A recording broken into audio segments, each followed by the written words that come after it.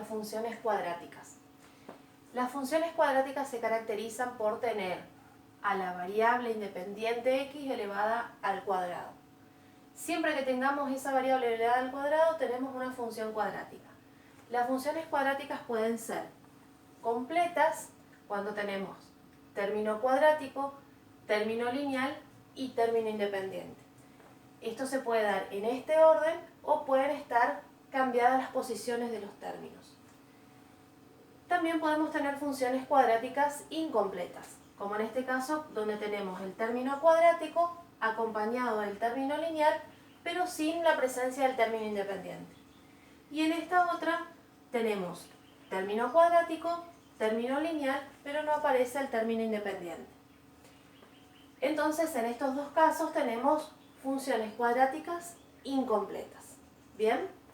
Ahora, cada función cuadrática, independientemente de que esté completa o no, tiene tres elementos, A, B y C. ¿Quién es A? A va a ser siempre el valor numérico que acompaña al término cuadrático. Valor numérico acompañado de su signo. Es decir, que A en este caso va a ser menos 3. ¿Quién es B? Es el valor numérico que acompaña a la x elevada a la 1, es decir, es el coeficiente con su signo del término lineal, en este caso 6. Y C es el término independiente, es decir, el número que no aparece acompañado de ninguna variable. Entonces, menos 3.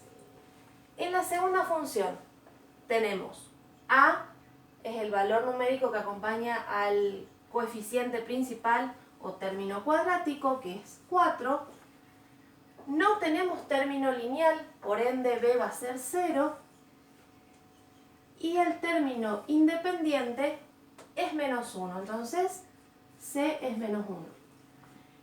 En la última función tenemos término cuadrático igual a 2. Valor del coeficiente que acompaña a x elevado a la 1, es decir, coeficiente lineal, 2, pero no aparece el término independiente, por ende C va a ser 0.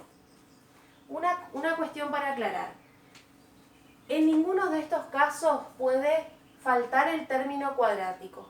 Si falta, la función se va a degenerar o en una función lineal o en un número. ¿Bien? Ahora, ¿para qué nos sirven estos valores A, B, C? Para varias cuestiones. En primer lugar, lo que nos va a permitir conocer, por ejemplo, el valor de A, el signo en realidad de A, me va a decir cuál es la concavidad de la función cuadrática. En este caso, A es negativa, la concavidad será también negativa. ¿Qué significa esto? Que cuando yo dibuje la gráfica de esa función cuadrática, que me da como gráfica una parábola, una especie de U o de N, ¿sí? En este caso, si es negativa, los brazos de la parábola irán hacia abajo. Entonces voy a tener un gráfico parecido a esto. ¿Bien? Bueno, fíjense en este caso, por ejemplo. En este caso, A es positiva. Entonces la concavidad será positiva. Por ende, los brazos de la parábola irán hacia arriba. ¿Bien? Ahora, cuando yo tengo una parábola, los puntos donde la gráfica corta al eje X reciben el nombre de raíces. Las funciones cuadráticas pueden tener hasta 2 raíces reales.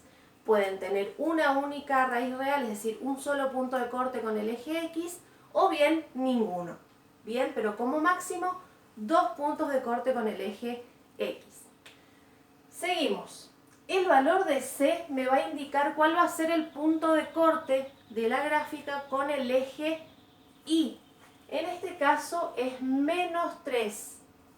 Bien, entonces quiere decir que en algún lugar la parábola cortará en menos 3 al eje Y. Las parábolas cortan una sola vez al eje vertical.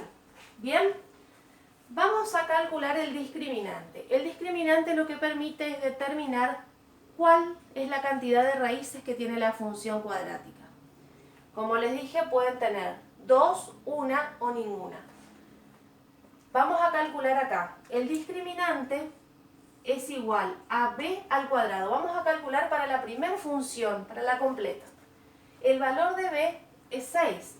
Entonces, 6 al cuadrado menos 4 por a. A vale menos 3 y c vale también menos 3. ¿Bien?